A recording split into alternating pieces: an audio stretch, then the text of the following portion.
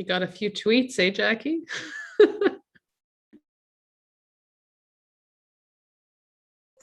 So far, so good.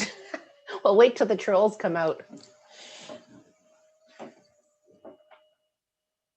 Did you mean me? Yeah, Oh, different.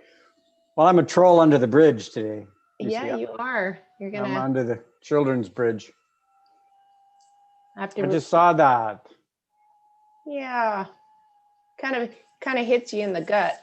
So what she's saying is she likes her family more than she likes. No, she's saying it right. Definitely. I just sent her a text saying, how many emails have you received so far? Not too many. Nolan was out the gate with me for sure. How many phone calls? One, Natalie. Natalie phoned me right away. It's very nice.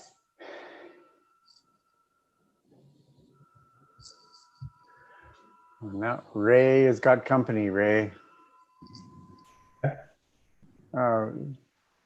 You'll have to go to Jackie's Facebook page or Twitter account.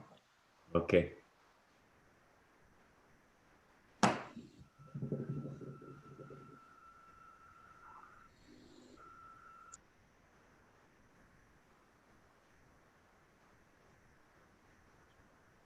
So Kevin, we don't really have an agenda for this one. Who's doing all the presenting? Yeah, that's correct. So, but I believe Diane McMorty will just kind of facilitate and start us off, and this is council's meeting, workshop, I guess, for discussion. So, okay, what's the goal of this? I think. Really, oh, sorry, go ahead. Go ahead, Diane. No, go ahead. I was just to say, really the goal of this is at some point where I'd really like to get to in our capital planning processes is that we have a sort of a realistic 10-year plan that actually has funding attached to it.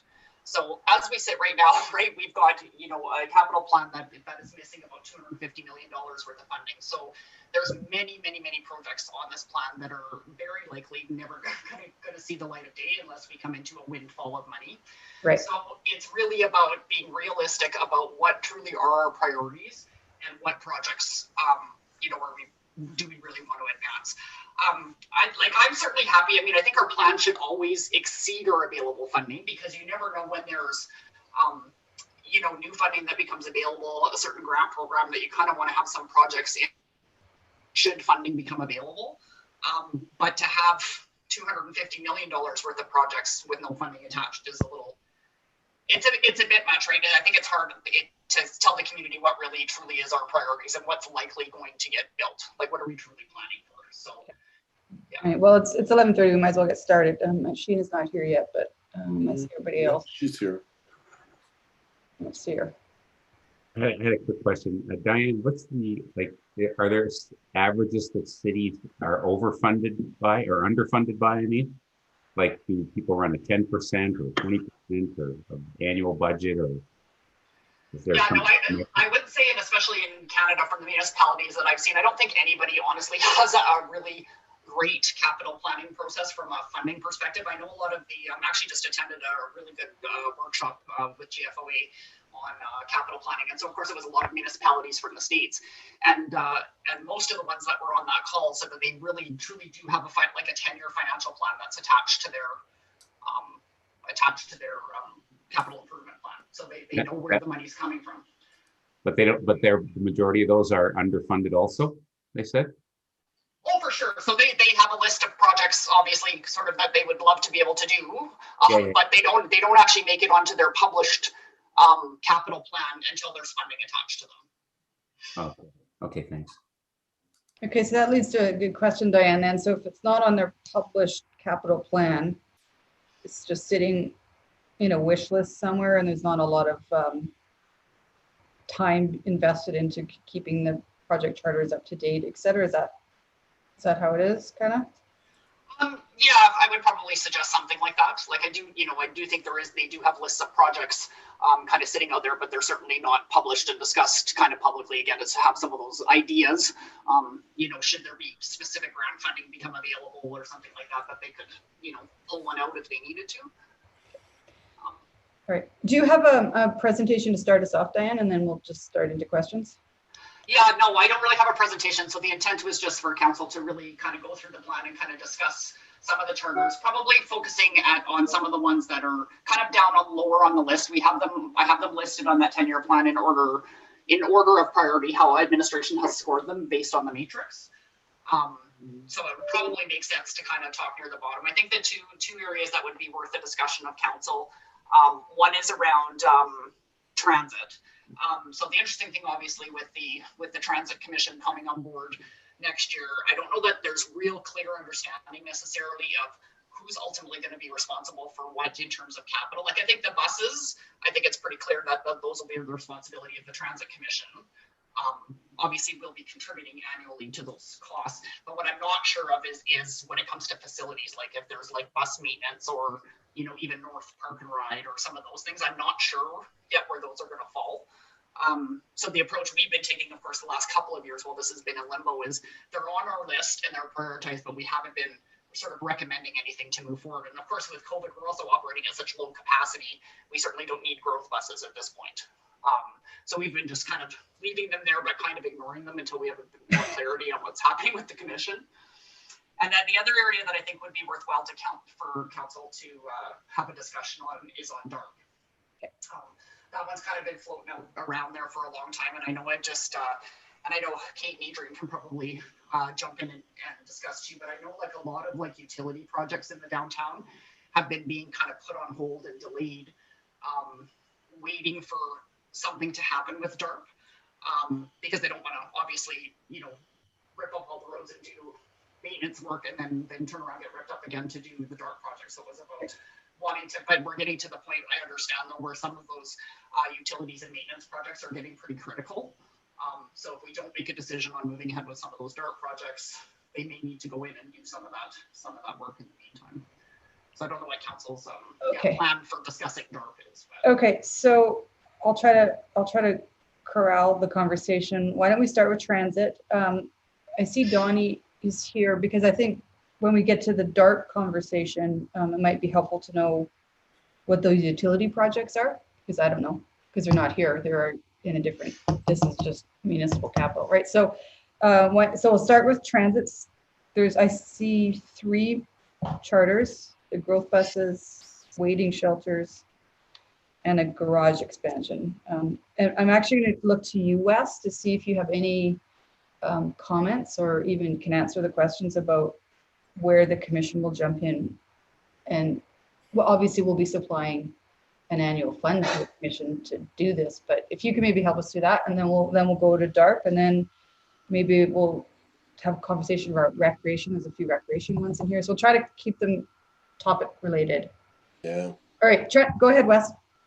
All right, so great question. Certainly, as within the business plan, there was some commentary around, asset transfer in terms of rolling stock, all of that sort of thing. But that was a point in time, and so the idea is collectively we can do the regional public transit cheaper than we can provide it individually. And Jay, you and your team will, as soon as our CEO comes on board, I mean, that's going to be his big activity, is working through that. And as much as I'd like to be able to say, here's the formula and this is how it's going to work, I think we're some time away from that. And certainly Jay and his team are going to have that, just that interaction with the region in terms of getting it done together. So I don't have a particular answer for you today. My hope is that the numbers stay there until we know clearly how that plays out. And if you want to color code them yellow or something like that, to just indicate that those numbers are in play.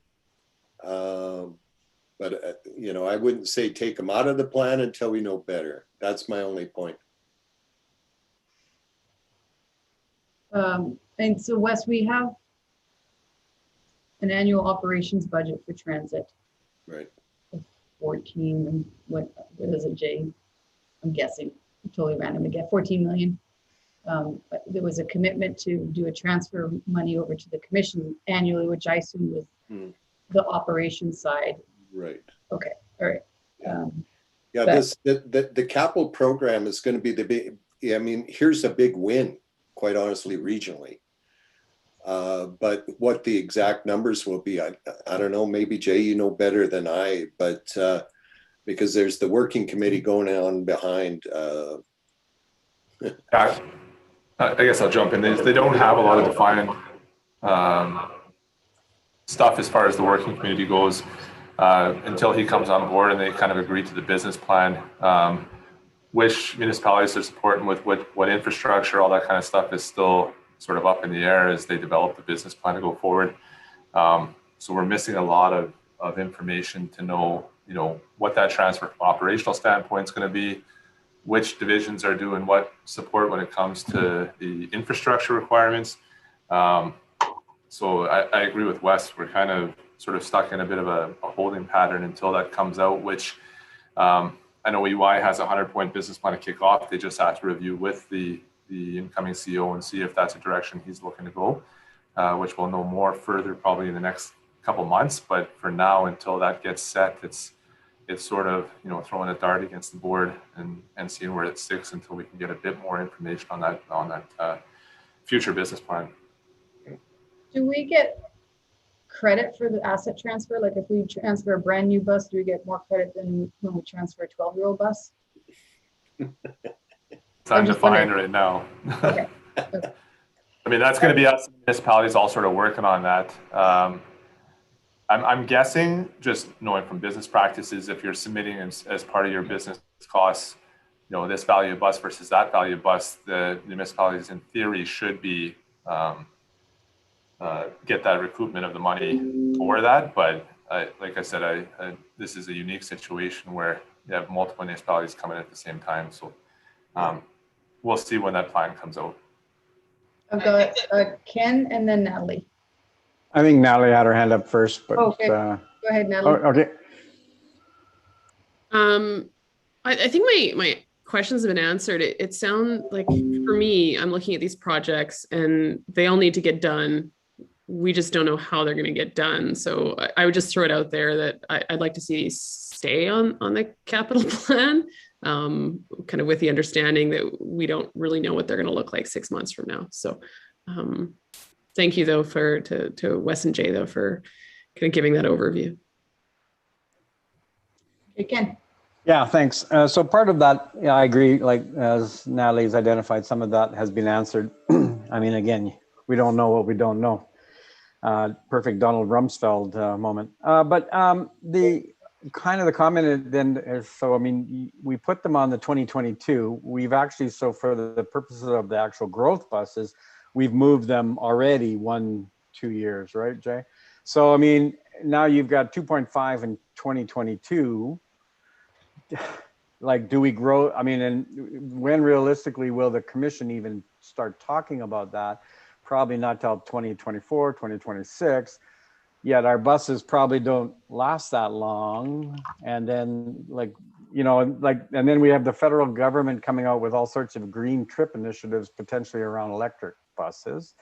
So, I mean, so how do we keep it on the books if we don't? I mean, it's sort of like you're going to need you can't go out and buy a used fire engine or fire engine. Well, you can probably do that now, but a used transit growth bus or something like that. So I don't know how we keep those things on, like ongoing expenses on the books without actually actioning them. So I don't know how we do that.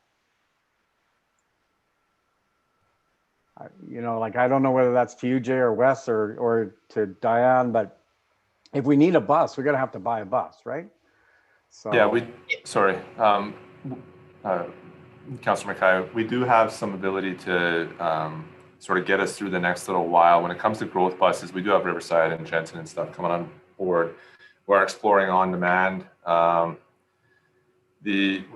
our transit garage has been at max capacity for a while, but because the flip side is they have talked about transferring of rolling assets late 2022, so we might have an idea of that. if we can get that information, once they know what their plan looks like, I wouldn't recommend buying growth buses anytime in that time period, just because if we buy them and they decide, we only need this many buses to run our regional routes because we've combined capacity with some of our other regional partners, we may end up freeing up some of those buses for our local, for our on-demand, for all those type of things, right? So yeah, it's like I said, it's very hard to kind of come up with a firm number until they provide us with a firm number. So I wouldn't recommend keeping, I don't think in 2022 we'll be doing that. Maybe push it out a little bit just to buy us a bit of time until we can get that firmness. So, I mean, that's outside of the actual building. The growth buses are your big items. So is that, I guess that goes back to the initial question, Mayor, you had as to what's the purpose are. Are we trying to eliminate some of these altogether, or are we just trying to adjust the timeframes? So, I mean, using kind of Jay's latest pictures there, would we push growth buses out 2 years, let's say, or 1 year, or is that just changing chairs on a Titanic? Like, that's the question. So so Diane, maybe, sorry, just to be fair. So would part of today's exercise is, even if we move them out into future years, is that adequate for today? Or is it that kind of goes against what you said initially? Yeah, no, we're really looking to see if we can reduce the overall level of the 10-year plan. So moving it from year to year doesn't really help that. But I do agree with these buses. While everything is up in the air, we should likely look at just pushing these ones out until we have a better sense. And I also just want to clarify as well, though, is that these are just the growth buses. So our need to replace existing buses through RMR, that's funded through reserves and through grants. Yeah. We're not talking about those. We'll still be, if we have buses that are at end of life, we'll be replacing them as normal. So these are just the growth ones. Yeah. But I totally agree with potentially just leaving these on the plan for now, because eventually, probably within the next year, we'll have a lot more clarity, and then we can decide whether they can just come off or not. It's not going to hurt to leave them on for right now. He starts next week, by the way. There you go. His inbox is full, I'm sure. Yeah. So the transit waiting shelters, the same thing, right? They're for the growth areas, correct? Or because they're not replacement, because that would be under RMR. I don't know if every bus stop has a shelter right now. It might be. But that could be a decision not for us, right? I mean, I guess, yes, we could under the proposed model, we could put streamlined buses with or waiting shelters like that gentleman who sent us out yeah. But my point being is do we move that out again, based on what Diane just said? So, I mean, that's, I just lost it. So, I mean, do we move that one out a year or two, or is that what we're doing? I mean, we're talking $61,200, and that's one of my questions for later. I mean, some of these are under $100,000 and they're listed as growth, So do we eliminate that one and say it's $61,000 and we'll leave that one for the Transit Commission? Yeah, I think all these transit ones probably are going to have to stay for now. Those transit shelters might actually stay within the municipality's level of service that we want to supply to our residents, right? So, and I think some of those shelters are existing bus stops. I don't know, a couple of years ago, we tried to start accelerating getting more shelters to make the riding experience better. So I think, honestly, we're going to have, sadly, we can't take the transit stuff off right now. Yeah, but I mean, you see where I'm going, though. I mean, it's $61,000. And I know if you might. This is a committee of the whole. Nothing's coming off today. No. Well, I understand motions are going to need to be made. Yeah. Yeah, no, I understand that. I no, that wasn't my intent to make a motion to remove them. I'm trying to understand if you're, taking $61,000 off of 14,047,000 isn't really gonna. You're not. That's not going to excite anybody but Diane, maybe a little. But I'm just looking at some of these other ones, and we're the same way. But my point being is we're just going to go into a circle argument again if we're going to start leaving transit, because we can have the same argument for DARP. But anyways, I'll leave it. Kevin's got his hand up. Oh, sorry, Kevin, go ahead. No problem. Just a comment. Maybe a way to look at this is maybe we look at breaking this out into commuter versus local requirements. I mean, it's my understanding the local's going to stay with St. Albert for at least a couple years afterwards. So, you know, if there's pressing growth needs on the local side in the next couple years, maybe we need to break them in. Now that the commission's formed and we understand the terms, maybe we need to look at local and commuter separately in these charters. So update the charter to reflect that. That probably would really help. I thought local and commuter for St. Albert was all going at the same time. I thought it was only Edmonton local that wasn't coming into the commission right at the start. Yeah.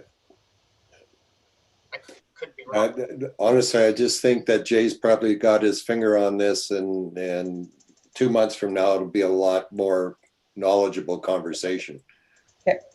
Yeah, thanks. I'll just jump in, Councillor Broad, and just add to his point there. The only issue, I think for someone, we can look at the local and commuter differently, and there has been talk that our local would go after, but the negative of looking at that is just that some of the impacts, if they take our commuter and they combine, you know, routes, et cetera, that may free up additional buses when you're talking about growth buses, et cetera, that we may be able to apply to future local growth. So until we know that plan of what that regional is going to look like, the down the line impacts to the local commuter to the local are kind of unknown at that point. When it comes to the transit waiting shelters, that's one that we probably could look at as a local to commuter, just because it's a service level for our residents when we're going into new areas.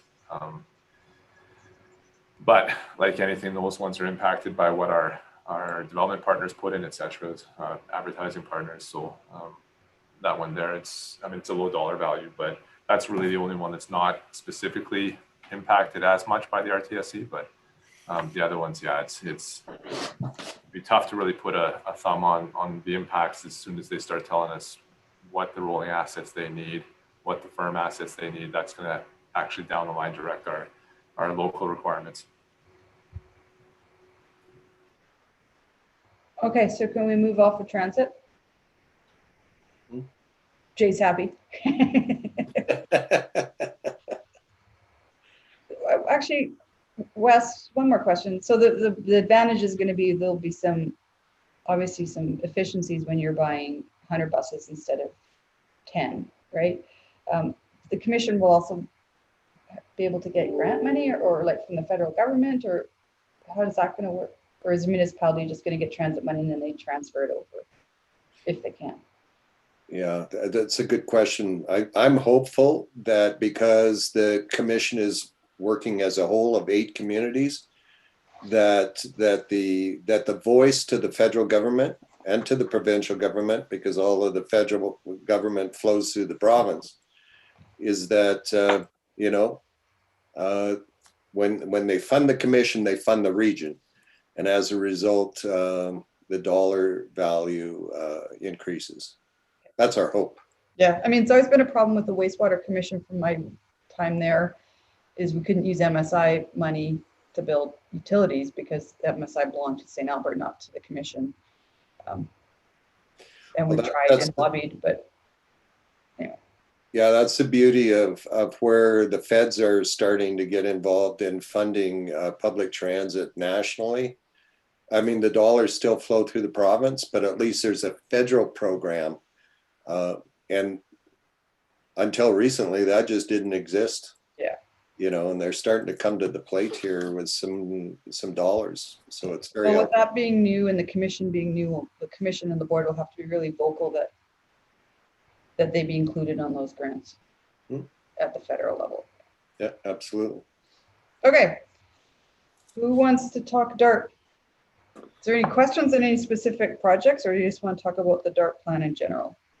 Can I start? Yeah, go ahead, Ken.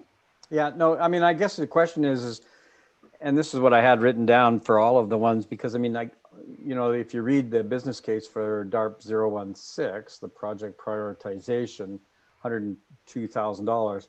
And I thought, wouldn't that lead in? The only one that's inside of 2026 is starting to do anything is the Perron Street pedestrian improvements. And that's basically been identified for 2023. Everything else is further out. And Millennium Park. Don't forget Millennium Park. That's next year. I was going to ignore that because I didn't want to raise that. But my point though was can we just hive these off? Like basically it's sort of like the beginning of the other discussion. Can we take these away until the prioritization come back? Is the prioritization big enough to look at all of the needs that we're going to be dealing with? I mean, you know, the Civic Square being an example. I mean, if you look at it, I mean, that's from 2010 and, you know, it involved a parking structure that we no longer have. So is it possible in this process? And I don't want to lose this. I mean, I think downtown area revitalization is extraordinarily important, but can we take it out of the 10-year capital plan until we actually go through this prioritization exercise, or does that need to be much bigger of a exercise? I'm going to actually let Kevin jump on this one. We did this exact same conversation, what, 2 years ago now? About a year into our term, we hived off a bunch of stuff. And we kept DARP there with the thought that we still needed to, the downtown wasn't part of our 6 strategic priorities for this term. And so we kind of waited, and Kevin and I had some conversations, and that's why I wanted to jump in about bringing in a downtown specialist and having council, maybe even the community, reaffirm our commitment to DARP, not write a new DARP plan, but just say this is still the right thing to do. And then we just honestly haven't done anything with it. So Kevin, comments on downtown?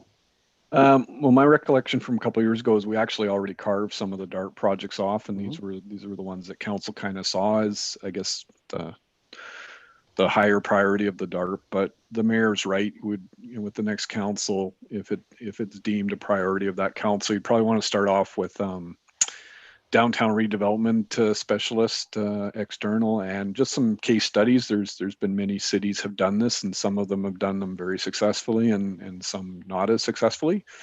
And I think once the new council's armed with that information, and then we get a little more internally focused, I guess, with community discussions and just visioning of what our downtown could look like. Because where this ultimately goes is, you really have to have a vision of what your downtown's going to be before you start replacing the sewer pipes and the water pipes. And you need to know what your equivalent capacity is. It's not all about just how many residents live downtown. It's how many people are in office buildings during the day. So there's quite a bit of technical work to come. But before we get into that, we really need to understand what the vision is for the downtown, and really the conceptual design of it, if you want to call it, based on the visioning, before we start putting infrastructure in place.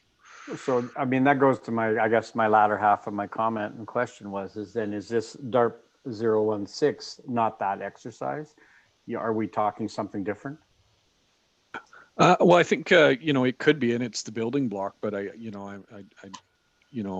that's a few years back now, and there's obviously been some significant changes in society in the last couple of years too. And really, we're all trying to understand what does the new normal look like in terms of workplace and residency and that sort of thing, right? So there's almost a bit of a wait and see, and what are the emerging trends post-pandemic for workplaces and working remotely. But I guess, and I'm still trying to circle around. So what you need that obviously before we move forward.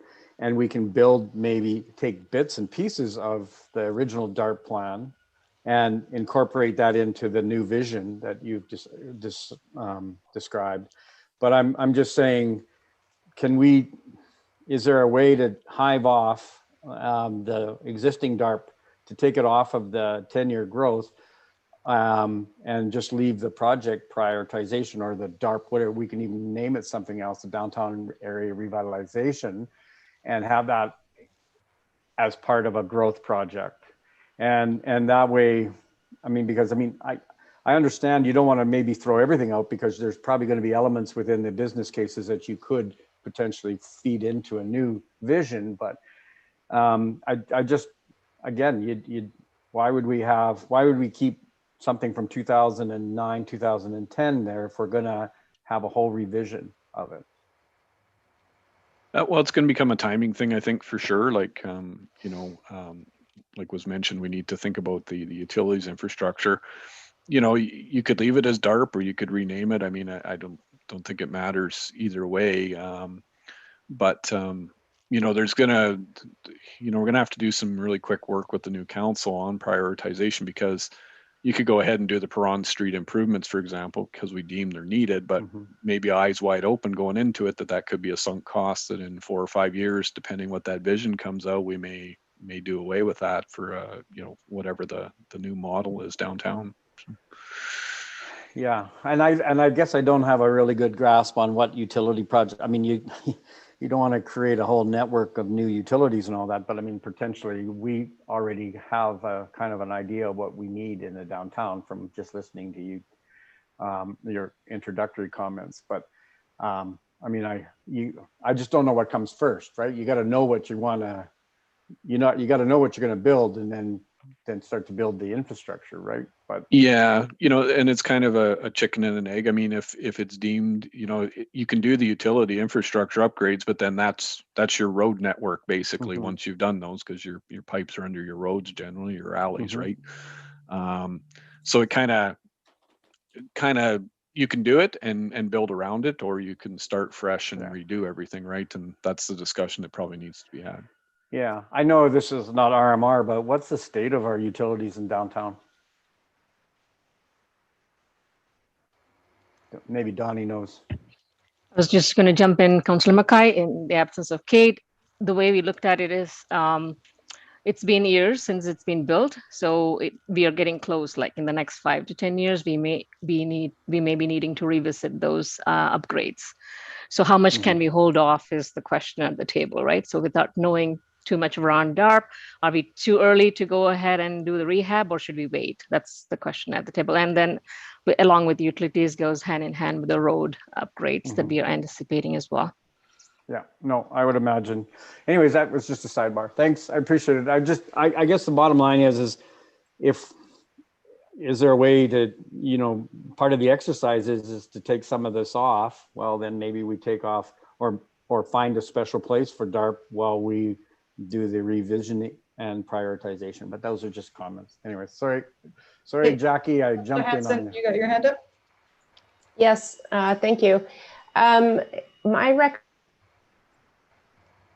recollection when we talked about DARP, that we were actually going to do a review. And, this was when we had that conversation, it was pre-pandemic. And I think the first thing that will have to be done is a new visioning of what downtown is. And if that's going to be a working downtown, if it's going to be a recreational downtown, if it's going to be an urban village downtown. And I think, to me, you have to sort of get rid of the old and engage people into the new. That a priority. I don't see anything on this list. Like, everything on this list is very specific. And I think we need to get way up.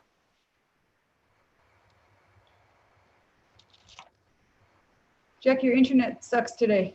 I just sent her an email. Oh, really? Yeah. I keep freezing. Oh, sorry. Okay. Actually, the mayor has a special button now. Is that better if I turn my video Yeah, off? try that. Okay, yeah. So anyway, long story short, I just waxed on forever here.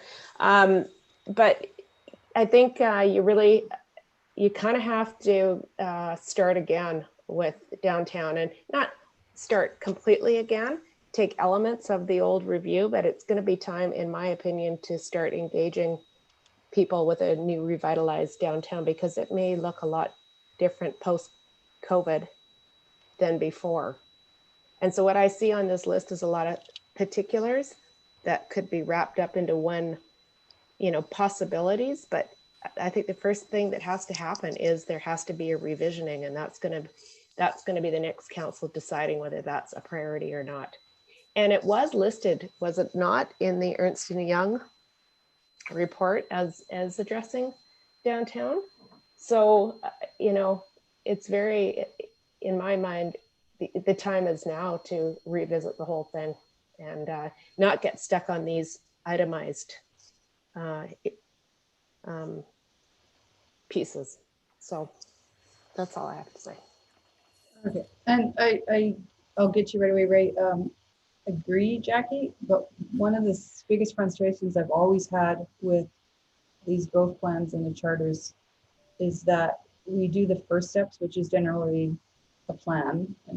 And so I'm going to refer to Millennium Park again, because I do it all the time. We spent, I can't even remember.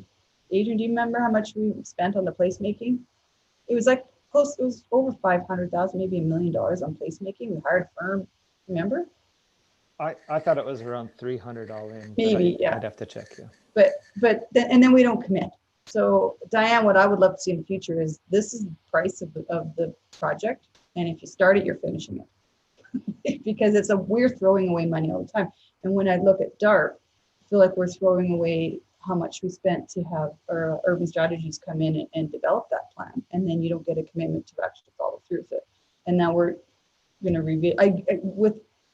With the pandemic, we might need to revision. But when we had this conversation 2 years ago, we said, no, we got to stick with the plan we've got. And so it's a sense of frustration to me because we're always doing the front end, the design and the planning, and we never commit to the construction. And we waste an enormous amount of money. But I agree, though, the downtown needs to be a priority next term. And I saw you even say that in your Gazette article today, Jackie. So, Ray. Yeah, on DARP, to me, it's dead. It's an old plan. You know, you make a plan and then you hope it's going to stimulate growth. It hasn't really stimulated growth downtown. It's been around for a long time. If growth has happened downtown, I don't think it's happened as a result of DARP. We have, over the last 4 years or whatever, have kind of slowly gutted it anyway by taking out things that were part of it, like this, $10 million, what was it, $12 million parking garage and all these other things. And the list of things now that we've kind of got laying there. And, you know, from my past, I find that street improvements, like putting up a bunch of street lights and making pretty sidewalks, aren't all it takes to encourage development. Like that's a small part of it. And those are spending big dollars of taxpayers' dollars to put those things up. And you can look at 118th Avenue in the city of Edmonton. They spent a whole ton of money there. And I'm not too sure how much revitalized it is than it was. You know, there's still a lot of vacant stuff along there and there's still a lot of stuff not happening. So I'm not really in support of DARP at all. I think the plan is dead. It's outdated.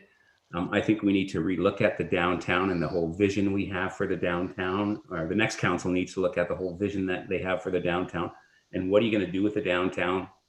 You know, the future of the market, I think closely ties into that. We talked about that at another council meeting.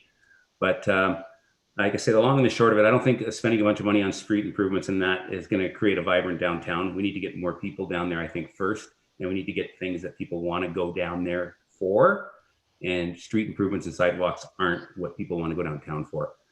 I kind of think that that DARP project prioritization thing of 102 grand should just be renamed as some kind of, revision of the downtown. And we don't need to spend $500,000 on revisioning the downtown. We can take what's in DARP and take some of the things out of it and vision internally first and look at it. And we don't need a whole bunch of outside consultants and find out what really is the vision for the downtown and what the city wants to do for the downtown. So I think DARP's dead. I think that we have to revision that whole thing, and the prioritization thing should be changed to just 100 grand to somehow look at what we should do with the downtown. So can I ask you a question, Ray? You said that new streetlights doesn't bring people downtown. What does? Having the right kind of vision downtown, like what the right kind of things downtown, vibrant restaurants, maybe bars, entertainment, and parking. I guess parking is one thing. People got to be able to park and get down there, but you've got to have uses that people want to go down there, right? Like, I mean, people go down to White Avenue because of what's down there, not because of what's on the sidewalk. So And like I say, you look at 118th Avenue. I drove down there a couple of weeks ago, and I don't know, they spent a whole hell of a lot of money on 118th Avenue, and it's still 118th Avenue. As far as I'm concerned, you know, and there's still a lot of dead businesses around there. So yeah, I think it's the uses and making it easy for the uses that we want to see downtown to get downtown. And then once you get those uses downtown, then they start generating tax dollars, and then you can spend more money fixing the sidewalks in the streets. Oh, My comment. Diane wants to jump in, and then I'll go to Wes and then Natalie. Yeah, so I just kind of wanted to kind of bring it back a little bit, and don't get me wrong, I'm not making any comment on the validity of DARP or how important it is to revitalize or what the payback is on downtown revitalization. But if we look at just the projects that are there right now, I'm just kind of bringing it back to the money. So we've got about $40 million in projects, right? And so to me, the question over the longer term is, if we have a revisioned DARP, is that something, and again, it might not be fair to ask this council, we'll have a new council coming in that'll feed into this more, but we're looking at having $5 to $6 million a year available for growth. If this would take us 8 years, and if we did absolutely nothing else, that this is all we could do for 8 years if we really wanted to, and whether it's these projects or it's just in general $40 million worth of downtown projects. From a prioritization perspective, again, Mayor Heron, like you had mentioned about, you know what I mean, are we going to actually do it? Because if we're going to put a bunch of money into redesigning and all that, are we actually going to commit the money to doing it, which means giving up everything else that's on the growth plan. Right. So I just kind of wanted to, and maybe it's the right thing to do. That's your guys' call for sure. Thanks for that. Okay, I have one more point about the street improvements. Sorry. Okay, we spent a whole bunch of money downtown on street improvements with the traffic circle and the bird and everything like that. Okay, has it brought people downtown? And what was that? That was a lightning rod for discomfort and anger about people. And we spent a whole bunch of money on street improvements down there. And I don't think it's improved the downtown or brought more people downtown. Okay, I've got Wes and Natalie. Yeah, thanks, Madam Mayor. I appreciate DARP. I think there's some things that we could look at. From my perspective, it's around taking a look at the whole project. DARP for whatever are not the biggest nuts on the table here. I mean, we got the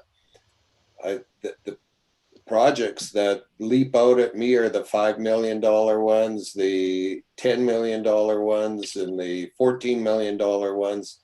Those are the ones that jack it up. What I'd like to see is what projects are we absolutely committed to? Like the police building, that's $10 million. We have to build that, correct?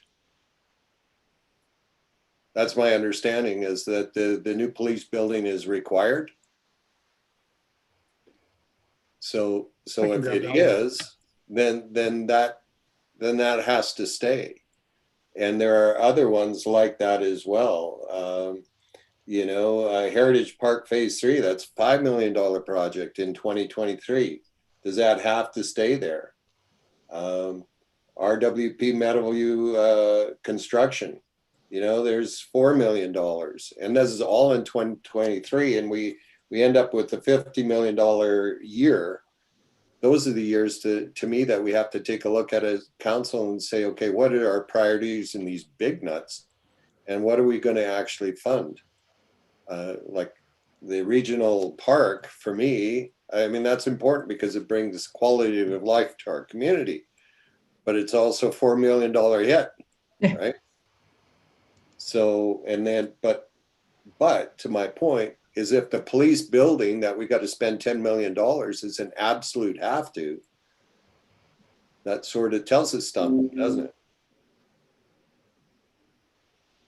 Yeah, so I don't want to get into those specifics quite yet, Wes, because I think we do need to talk about each one specifically, but I think, can we wrap up the DARP conversation? Do we have direction for staff? Is it wait to the next council?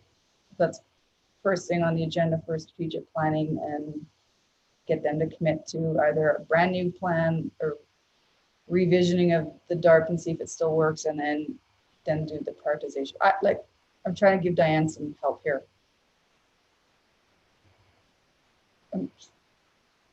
Keep it for now, or take it all off. Jackie? Oh, Jackie said keep it. Okay. Natalie, just jump in, Natalie. You know, kind of along the lines of what Wes was talking about, I think of DARP and raise questions about, you know, what makes downtown vibrant, what brings people downtown. And when I ask myself that question, it's, you know, those two affordable housing buildings that, you know, one is, you know, under construction and the other hopefully will be soon. That's going to bring people downtown. Millennial Park is going to bring people downtown because it's a place for, you know, skating, splash park, events. That's going to make the businesses downtown vibrant because there are people going to restaurants and going to cafes and you know, being downtown. So that one little project, like the revisioning, is kind of, I think those bigger items are going to be more important in terms of making downtown an exciting place to be. So I really don't have a strong opinion about the $100,000 because I think it's those big projects that are going to matter at the end of the day. So that's my thoughts about DARP. My question may be for you, Donnie, because these are so, these DARP projects are so related to underground utilities that are coming up. Is there anything crucial around the Millennium Park area that is utility related? Because that for me has always been a passion and a priority for me. And I agree with Natalie, if we built Millennium Park, we would have this space for civic pride that you could have festivals and have lots of gathering and lots of people, and that would spur restaurants. Anyway, so if we keep Millennium Park, is that gonna force you to postpone some utility projects? Mayor Herron, I don't have the data in front of me to speak to it, but definitely we can take that question away. On a high level, when I look at revitalization, there's two parts to this. If there's no intensification that's going to happen as part of the DARP, then it's purely a replacement of what exists today based on age and asset conditions at the end of the day. But if there is intensification, then if you need to upsize some of the pipes and conditions underneath, then absolutely there is that element of growth pays for growth discussion that comes into play, which also brings in the question of, do we even need to introduce a revitalization levy? So all that is part of the conversation that comes into play when it comes to investment in downtown in general. So yeah, to answer your question, we definitely need to look at what exists today in terms of piping, and then look at if the Millennium Park is not going to intensify, we can probably get away with replacing the existing asset as it is. Right. So Kevin, when the next council tackles this conversation, Donnie just sparked something. Maybe we should have funding options like a revitalization levy, but I don't think St. Albert's ever really taken advantage of those kind of things. So that council should maybe consider some of those. And so there's more money in the pot for maybe specifically downtown, and that's not funded through our current growth. I'm not sure, but those options should be there. All right, does anyone want to talk about specific projects? You asked Wes about the police building, and I saw Kerry jump in. So Kerry, you want to answer that one? Sure. So right now there is a consultant company that is looking at providing a couple satellite police station options. So keeping the main building Mahoney and then having potentially one satellite offsite for a number of officers and vehicles, etc. The other option is the new facility, and what the consultants have come back with is the new facility would be in the neighborhood of about 25 million and requiring about 5 acres of land. So what we're trying to focus more on is that satellite option right now. Okay. And that's coming back to council through that, that report for budget discussions. So it recently, Bruce Grove just built a new RCMP detachment, and they've got funding from neighbors. Is that an option? I have to kind of look at what Spruce Grove did or didn't do. I guess, or our options would be is how, like, do any of our officers serve any of the surrounding areas, or are they strictly just St. Albert? And I guess that's where that discussion would have to start from.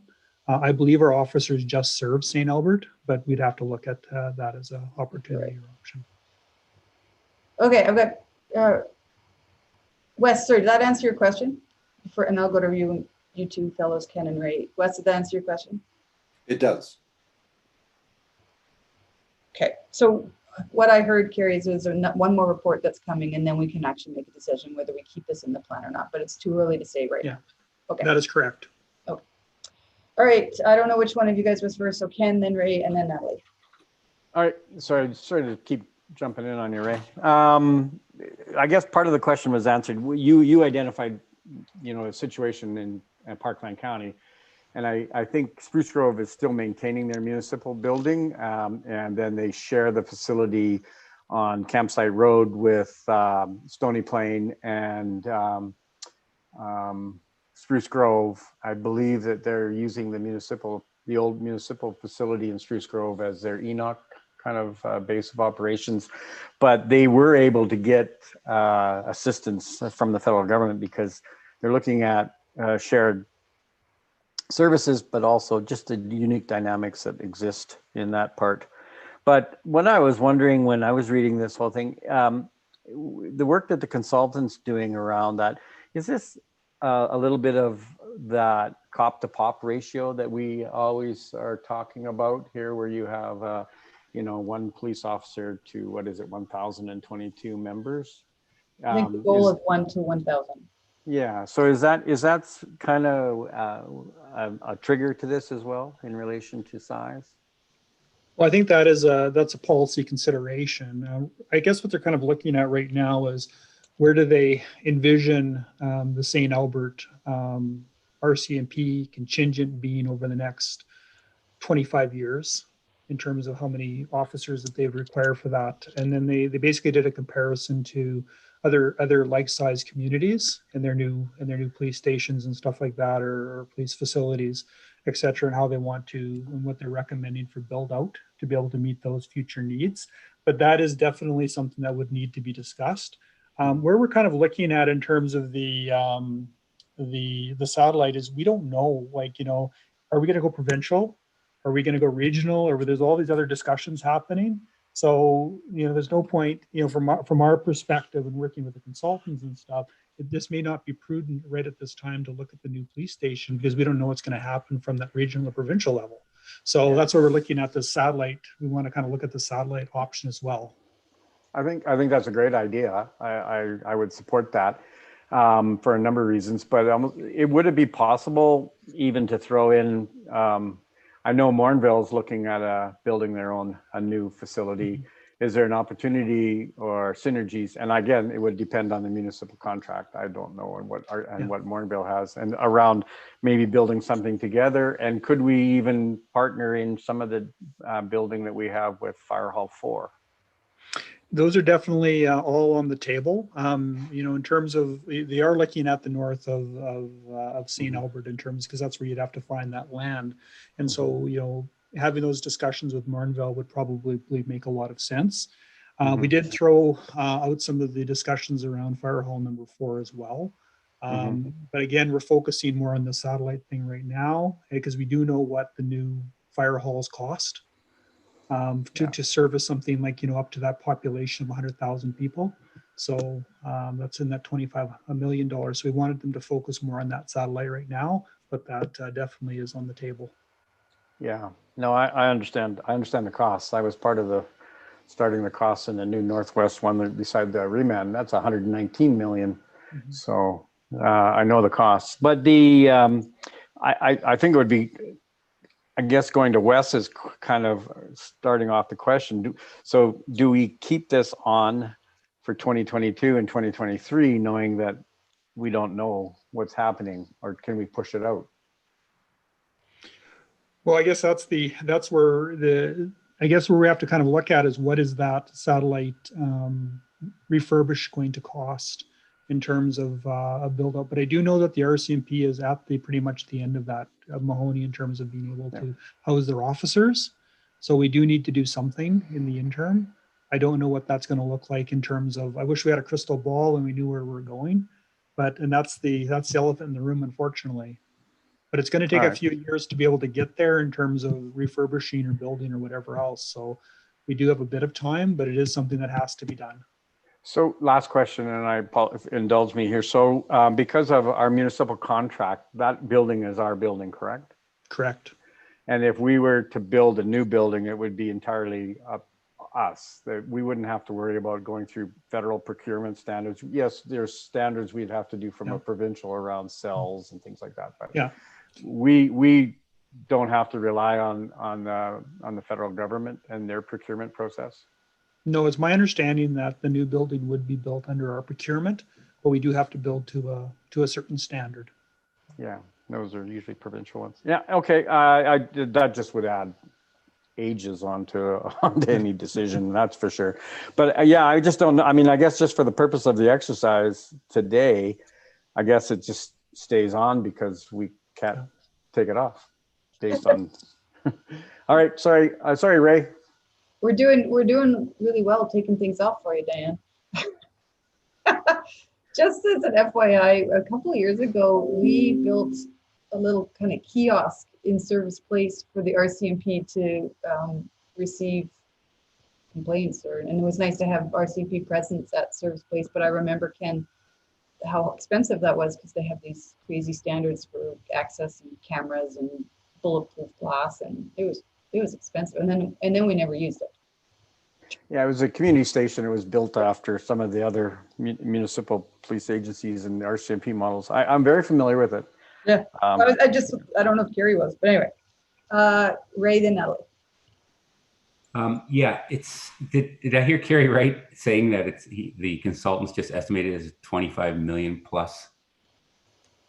Yeah, so basically when they've looked at 3 of the other provincially built RCMP stations that are, in that population range that have just been built, they were at that $25 million range, and they take 5 acres of land. I'm not sure if the 25 million includes the land or the land is on top of that, but it was basically, that was the number that they gave as the three last RCMP facilities that were built to cost. And I assume that our $9 million estimate didn't include land. Probably not, and it seems like it is low even to build it out for that need. Yeah, that's kind of shocking, that the difference in what the consultants are saying today and what we have in the plan, which is it's supposed to be kind of accurately estimated, is that far off. And you said it's based on a 25-year vision of what is needed. Is that what you said? Well, I think that what we're looking at is that, you're looking at building out to that 100,000 population. Mm-hmm. Okay. And so to me, it seems like we don't need that building now, and we don't need that building next year. We could probably push that out a few years because it doesn't seem like we're going to need, because it's planning for 25 years to 100,000 population. And it even brings Wes's point even more to the surface of, he said, we got to look at the big numbers. And if this number we have in 2023 is not 9 million, it's 25 million.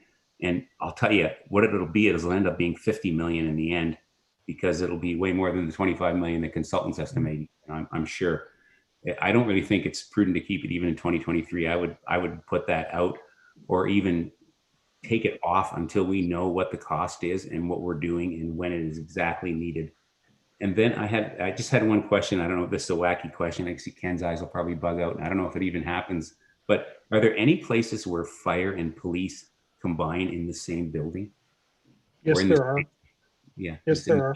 And are there synergies? Are there real synergies to cost savings of doing that? Well, it's hard to say if there's actually synergies and cost savings because they have to be totally separate buildings. They're just attached by a common wall. They would have their own entrance points and exit points and everything else.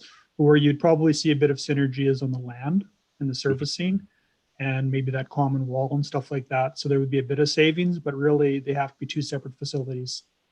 And are the consultants looking at that synergy and possibly doing that at our future fire hall site with a satellite office for the police maybe there to serve our needs for the next 10 years on that same piece of land? And is there enough land there to possibly have a small satellite office? Because I see a lot of satellite offices and they're like 1,200 square foot CRU units, right?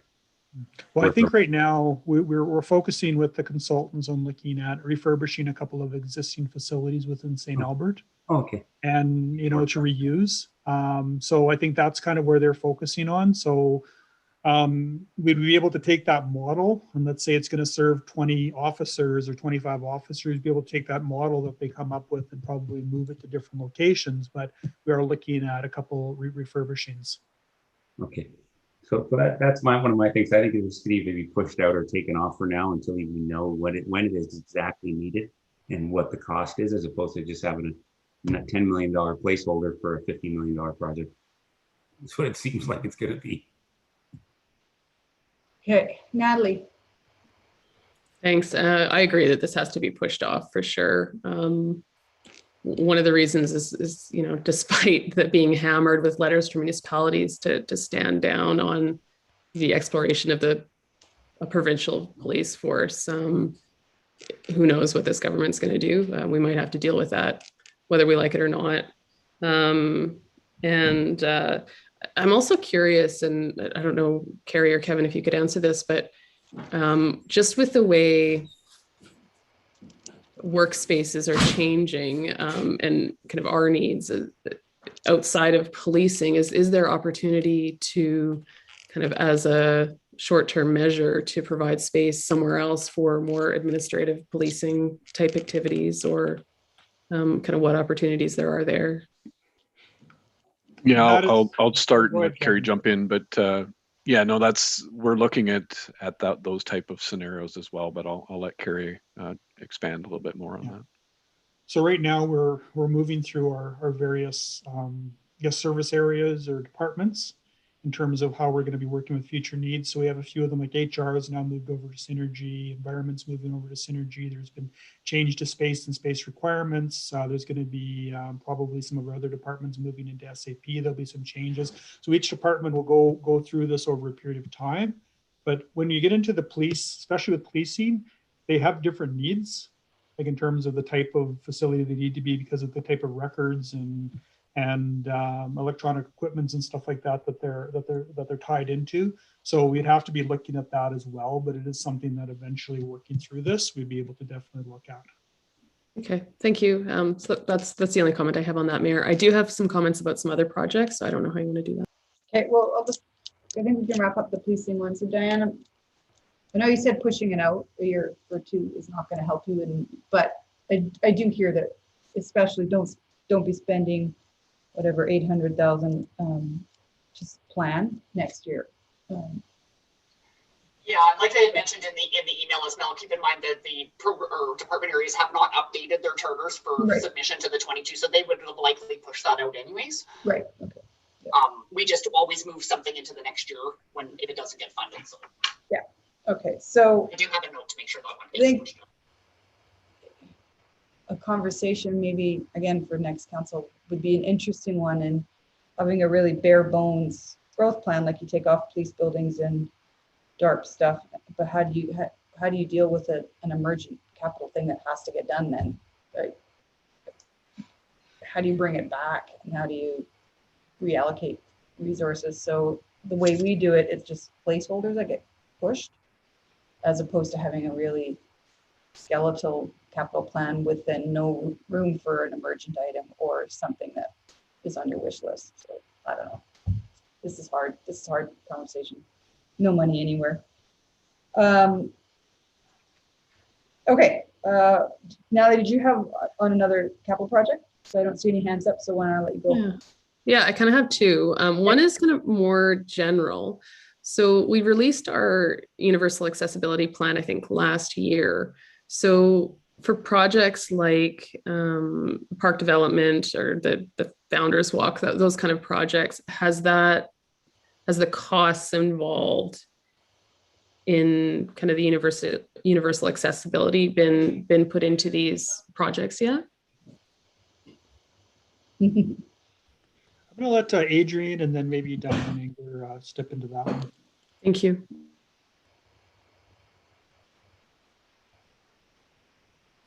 Can you repeat that, Councillor Jolly? So for park development or the places where the public goes, those projects, the budgets for them, are they considering universal accessibility and in particular the plan that we released? I think it was last year. Diane, I'm sure we know. Well, so I guess I'll say the city adopted the Burlington Universal Accessibility Standards, and we've done our own inventories on 3 of the major public buildings for the city. So going forward, any capital project should be considering universal accessibility as part of its design. And I've talked with Diane McMorty just about probably adding a component to the actual project charters so that it's visible and seen and not lost along the way, but it should be part of the design going forward. Thank you. I love that as a kind of separate bullet so it doesn't get lost. Thank you. I would also add, Adrian, because we've got the green building policy, so a separate line for green building would be interesting to see as well in the charter. Yeah, that's a great one, Mayor. I would love that as well. And then my last one, and this is one that I would totally be happy to take right out of the plan, is the dog park charter. And I feel like a broken record, but we have nowhere in St. Albert to walk your dog off leash. So people do it illegally. If we had somewhere to walk our dogs off leash, we would go there. So to see another $1 million plan that doesn't consider the fact that we have nowhere to walk our dogs off leash is just really disheartening. We've got Carrot Creek kind of right there in the floodplain. You think of the area just upstream of Horlock Park. It's amazing. And I think really that should be a priority over another, fenced box where owners are not getting exercise. Because I take my dog for a walk because I want to be active, not so I can stand for an hour every day. You should have been on council in 2012. Tired of seeing that. So one vote. So I'll just throw that out there. Are you saying take it right off? I mean, the way it's set up right now, it's a complete waste of space, in my opinion, especially considering that we have nowhere to walk our dogs off leash. And I mean, there's so many opportunities to do that aren't going to cost $1 million, because they can be done in conjunction with just normal path development, and I'm saying right along Carrot Creek because it's not like we can develop anything there. So that's my thoughts. No, Diane's here, and so there's 200,000 in 2022 and then almost $1 million in 2024. What are we spending $1 million on? Let's look at that one. Yeah, so thanks for the question. Maybe I'll start off, and then Amanda Wild is also on the call. I can pass it over to her as well as our park maybe specialist. Comment a little bit, Diane, on what you're hearing from the community in the way of desire and need. Yeah. So Councillor Jolly is correct. This is a dog park, very similar to Lacombe Park, where it is an fenced area where dogs can go and run. It's not necessarily a walking path like the ones they have in Edmonton. A lot of that is because we don't have the space right now, or to your point, Councillor Jolly, we haven't designated an area, a trail area where we're allowing dogs off leash. Our off leash program has very much been about a location where dogs can come and be taken off leash and run. We have found, though, that there are a segment of our population that do highly use these dog parks and are requesting more. Through our Red Willow Park West Master Plan, we've identified an area. It's just north of the Community Amenities site that could potentially be another dog park, again, fenced where the dogs can run, but not necessarily a walking trail. So that was in the engagement that we received from the community when we did Riddle Park West, that they were looking for another area like that. And again, we do get a lot of people using the parks. I actually have seen an increase over at Dodger Dog Park as well, with people taking their dogs there to run. However, it isn't, encompassing of everyone's needs for sure. Maybe I'll just pass it over to Amanda. Amanda, did you want to speak more about the project plan? And just kind of before we hear from Amanda, just to throw it out there, anyone who goes walking in River Lot 56 or Lois Hole Park knows that there's just a steady stream of off-leash dogs because there's nowhere to do it legally, so they do it illegally. So just throwing it out there. Yeah, and Councilor Jolly, yeah, that is a really good point. We do, they're not allowed to, but at River Lot 56, we see dogs off leash, as well as at Lois Hole and even at Great Nuns White Spruce Park as well. So yeah, we do see, and of course I see them on the trail, just generally on our trails as well. So I hear you. There definitely are people that are taking advantage of making some off leash sites where they find that they can have a walk and be able to do that. The Frozen River was an off-leash park this winter because everybody was on it and no dogs were on a leash. Yes. You have more to add to that? So in terms of the costs, it is a very high level cost without any design work. It's at a conceptual level. So those costs are probably quite inflated to what it will actually cost. But until we get into design and we look at the actual site and the geotechnical conditions and what kind of fencing we'd need to put in place. But the costs are largely driven by fencing and parking are the two main things that cost the most in the park. And then any kind of pathways would be gravel and low cost naturalized grasses, those kinds of things to keep both the costs and the maintenance low, as well as accommodate a heavy use. And to Diane's point about off-leash along trail use, we are challenged and blessed in St. Albert with our major trail system along a major wildlife corridor, which is very challenging for dogs off-leash, and why probably some of the reasons why we don't have off-leash trails at this point is because those areas are quite sensitive to disturbance by people, and dogs off-leash are disturbing to wildlife and the patterns of movement for wildlife. So it can be challenging to manage those natural areas for wildlife movement, as well as allow dogs off-leash. That was going to be my next information request, is how do we make River Lot 56 off-leash as soon as it becomes part of St. Albert. Great. We don't want it, but it might be good. Well, I guess to Amanda's point about this being kind of really high level in terms of the community amenity site, I would suggest taking this project off and looking at because we're doing an engagement project, I think that's funded this year. And I mean, that would be a part of that, I would assume. And we've got $14 million a year kind of slated for development of that site. I don't quite understand why this would be a separate project if we're considering it kind of as a whole kind of amenities site. It's like, why have we picked this one project and not a swimming pool or ice or bike skills park? Yeah. So Councillor Jolly, this particular parcel of land is outside of the community amenity site. It is north of the community amenity site, and we weren't necessarily planning on doing engagement through the community amenities project on the dog park site. Okay, thank you. That answers that question. That's all I have, Mayor.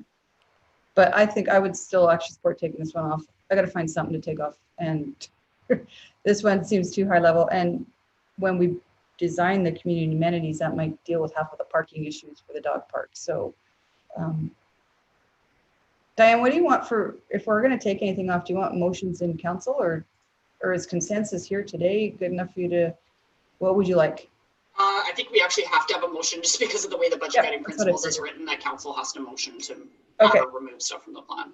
All right, I'll look forward to Natalie sending that one in. Does that last time we had just administration kind of bring forward? So, I mean, if we have a consensus here, is that something admin could just bring forward so it's not a council motion? I just think that'd be easier. If we don't have consensus, then let's not bother. We had motions last time. Yeah. Like council motions? Yeah.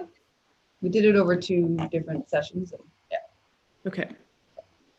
Ken, is it on dog parks, or you want a new one, or? I'm on new ones. Either way, you're up. Yeah. Yeah, and I'll be quick. I think I just have one general question. I kind of alluded to it in an earlier one when we were talking about DARP. There's some projects on here that are less than $100,000, and I'm wondering what constitutes them being a growth versus maybe something that we would do in RMR? Like, for example, CSS007, the smart facility monitoring. So, I mean, my understanding from reading the business case, though, some of that was, did we do some of that this year, or was it pushed off again? Because I think the business case says 2021, we were going to use 80,900, or was that just the same amount, just flipped over to 2022? I tried, Ken, it failed. Yeah, so the Okay. value of the charter doesn't classify it between RMR and growth, right? So Yeah. RMR is only where we're replacing something or repairing something that's existing. So anything that's on the growth plan is just something that's new. We've never had it before. It's a new product, so that's how it ends up on the growth plan. It's not really based on dollar values. Of course, we're actually working on the project right now. It'll be coming back to council in terms of capital prioritization and some of the work. We're looking at further methods for us to prioritize. And actually, one of the things we're looking at is how do we potentially deal with some of these small projects that definitely provide value to the community, but because of their size and relative priority, never make it up to the top of the list. So we're looking at a way that we can maybe be able to sort of pick off some of these smaller projects without it having to necessarily go through the whole scoring process. So it's just something we're considering that we'll be bringing to council as well. Yeah, great. I applaud that, because I mean, I agree it shouldn't have mattered. I mean, it should be something that's new. I recognize that, but some of them just seem to be interrelated based on previous work from a consultant or likewise. So other question, I don't know who this is, but it's around the contaminated sites. Just, is there any federal or other provincial assistance around that helps municipalities deal with this? Are you aware of anything? I know there's federal assistance for federal properties, but what about municipal properties? Is there anybody that knows that? There's the Federal Green Municipal Fund that's offered that assists municipalities in the cleanup of contaminated sites, and you partner with them. And I think there's some grant money and there's loan money. I think it's called the Federal Municipal Green Fund, or the Green Municipal Federal Fund. Yeah, I tried to Google it, but I didn't really see any. I was just curious if any of our staff knew anything about that. It's existing though. There is a plan. Because I tried to get it as a private person, you have to partner with the municipality or be the municipality to get the funds. Is there something about what you're doing at your house that we should know about? No, it's a gas station site. Yeah, I'm teasing. So, okay, fair enough. Do you know, Kevin or Donnie, if does, and I trying hard to remember if we talked about this. So if we move ahead with the solar farm, potentially using the Badgerlands, do we have to remediate that contamination first, or is that done? I'm just curious. No, I don't believe we'd have to remediate it at this time. You probably have to do some monitoring, similar to what we do with the old landfill site down in Riel there, but no, not at this time. In fact, again, the revenue generated from that may pay for the cleanup if that was something that we chose to do. Yeah, no, I was just curious as to whether or not that, because that's one of the strengths then. No, I think that's I think the website refresh would be captured in something that you said earlier, Diane, around trying to see how we can deal with some of these projects earlier. So, no, I appreciate that. And I'm done. Just to add to your thing, Ken, I just looked it up. It's actually the Federation of Canadian Municipalities that offers it. It's the Green Municipal Fund. That's it. Okay, thanks, Madam Mayor. I appreciate that. Seeing no more hands up and stuff, but I was thinking, Diane, when I was reading this, you get to 2025 and your eyes bug out because it's 64 million. But then you glance up and you notice right away it's because of Fowler Road, which is close to 40. Is there some way that this could be presented that indicates, like, we don't have to raise $38 million for Fowler.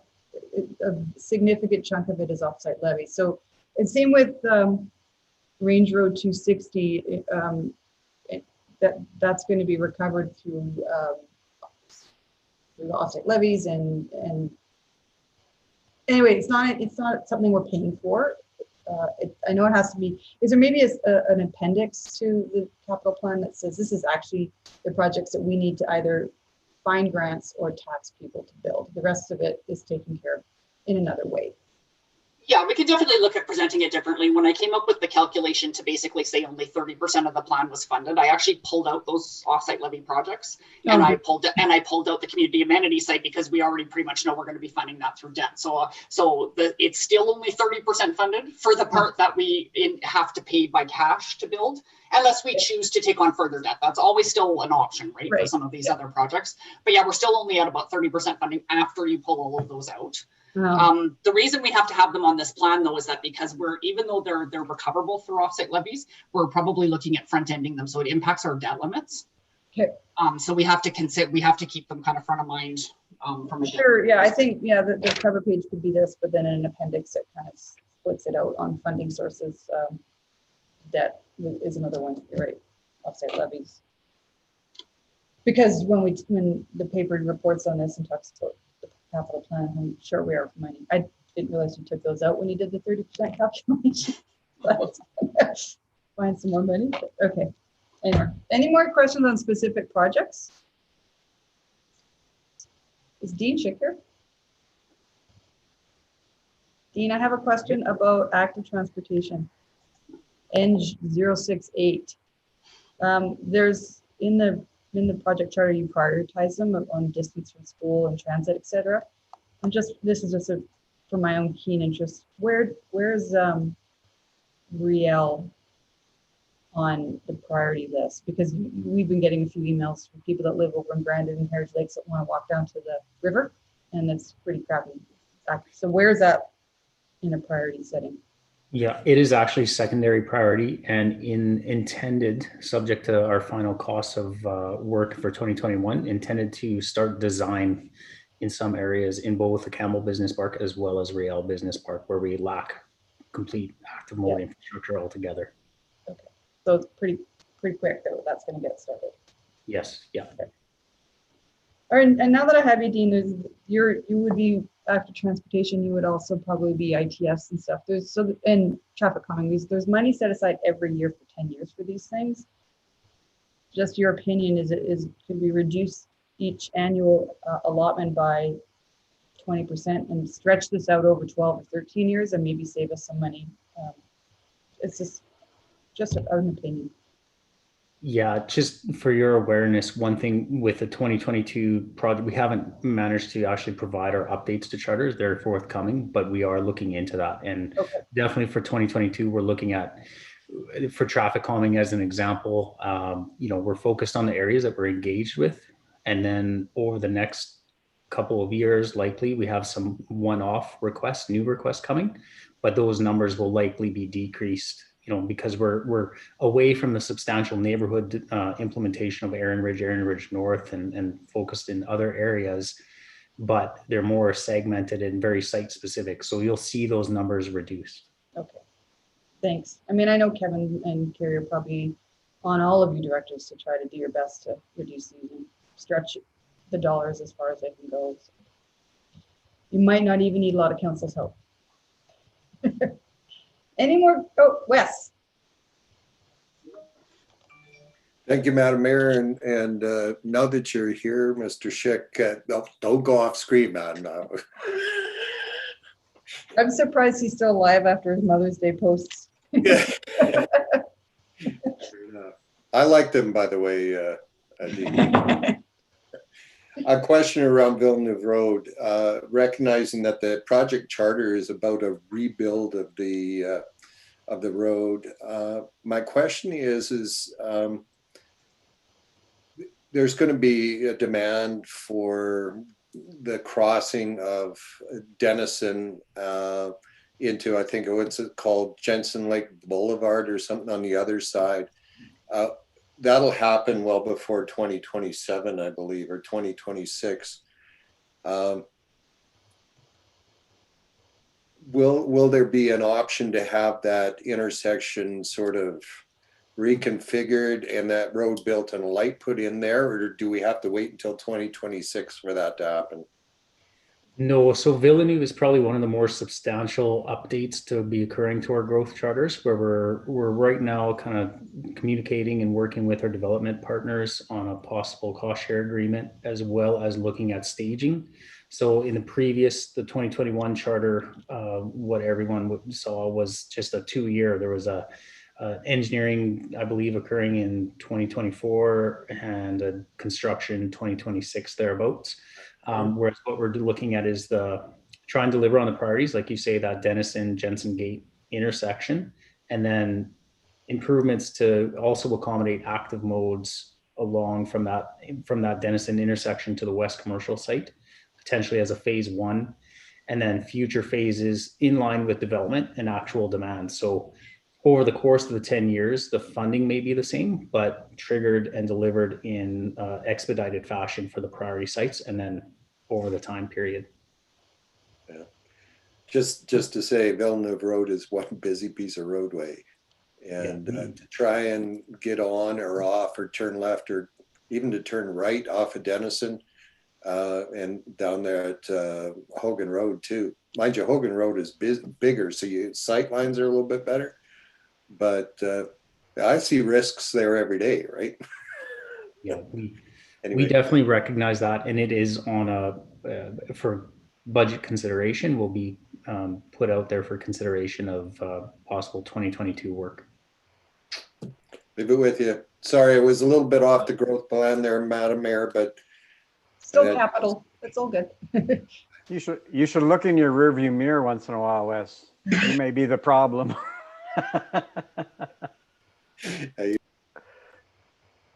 Okay, I'm seeing no more hands up. I feel like we weren't a lot of help today, except for maybe one motion coming from Natalie.